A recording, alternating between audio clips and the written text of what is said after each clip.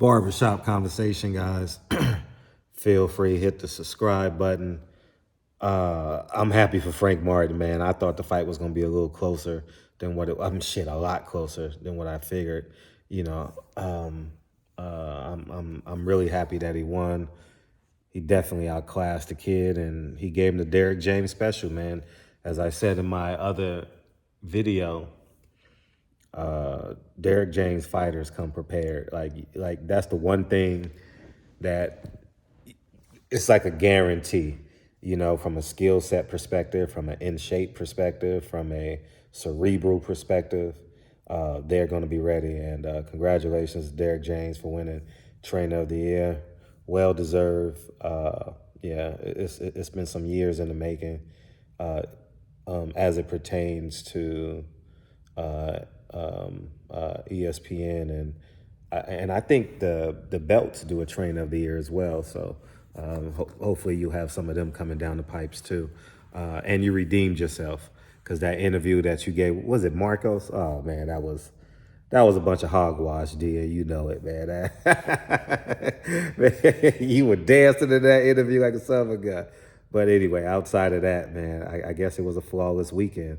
You know, moving forward, I'm real interested to see how they move him, because when you watch him, he definitely reminds you of a Gary Russell. You can see the difference between Gary Russell and Frank Martin because of Gary Russell's amateur pedigree. You definitely can see that. But I'm real interested to see how they move Frank Martin moving forward. I think he's ready for a belt, but there's no belt. Shout out to Devin Haney, man. He ain't touching them belts on, as they say, the other side of the street, you know. So is he going to fight Tank? You know, we'll see, you know. Moving forward, I know Michelle Rivera was going to fight Tank next, you know. And I'm going to say this too, man. They started the pre-capping, man. The pre-capping has officially begun between Tank and Ryan Garcia.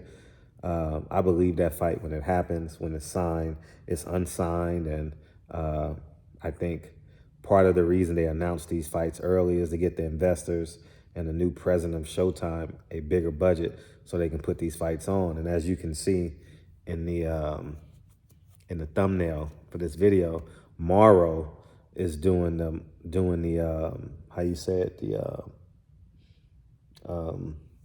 he's doing the interview after the fight. Where's Ray Flores, man? Where was Steven Espinoza? Where was Sam Watson? Where was the Watson brothers? You know, there was a lot of things missing in this fight. Floyd Mayweather's card started at 11 p.m. Like it's real interesting, and when you see it happen right before your very eyes. But we'll just assume that everybody was sick. You know, they all from the last fight, they caught COVID or something like that. But something like that, or a cold. You know, they all got a cold or something, so they all had a big meeting in New York or something like that. But anyways, man, you definitely can see the slash in the budget, the presentation. We'll see how it looks moving forward. I just want the fights, man. If they can find a way to keep these fights going, I'm happy.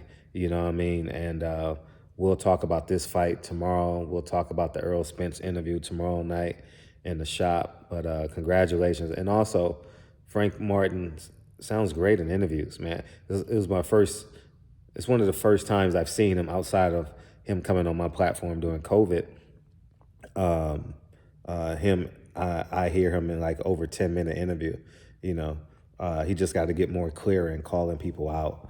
You know, like when you're a fighter, you got to have a plan already. You know what I mean? Like you obviously believe you're gonna win. You know the 3-4 it's the same questions every fight. So those questions will not change. And since they won't change, you answer them as you should. So I just got to clean that up. That probably was his only blender. I thought he could have hit the gas a little bit. I don't know if he was conserving energy. He didn't know how and when to exert energy. I felt that in between like rounds 4 and 6. I thought that he was kind of like, do I hit the gas or don't I hit the gas? It's a 12-round fight. I want to have something left. I don't know. I don't know that to be true, but congratulations to the young man. Congratulations to Derrick James. I thought Derrick James did a hell of a job. I love how they implemented the footwork, because they all have different footwork. As I'm thinking off the top of my head, Jamel Charlo is more circular. He goes around the ring. Earl Spence is more forward, and Frank Martin is more dynamic. He has more dynamic. He's more fleet of foot than the three of them, but they are in bigger weight classes, and that's the reality of it. But congratulations to Derrick James. You redeemed yourself from that. Was it Fight Hub interview? It was one of them interviews, man. You was dancing better than Michael Jackson, man. And but congratulations, well deserved win. And yeah, but yeah, I thought it was great. And now Derrick James, you got paid, so now you got $39 for the for the next BLK Prime event, man. Anyways, man, congratulations to, what's the name of his gym? First Class Gym. First something gym. First something gym. Congratulations to that gym, man. You guys are really doing a hell of a job over there. Keep it real, man. Keep it real. Your only loss in big time boxing is a fight that probably could have gone either way. Tony Harrison got the nod that night, but you guys are doing a hell of a job over there, man. Congratulations to y'all down there in Dallas, and good luck moving forward. Barbershop Conversations, man. I'll see you guys tomorrow night. Tomorrow night's going to be a fun show, man, because Earl Spence gave us a lot to talk about, and I know that's what we're going to want to talk about tomorrow. So anyways, talk to you guys soon. Peace.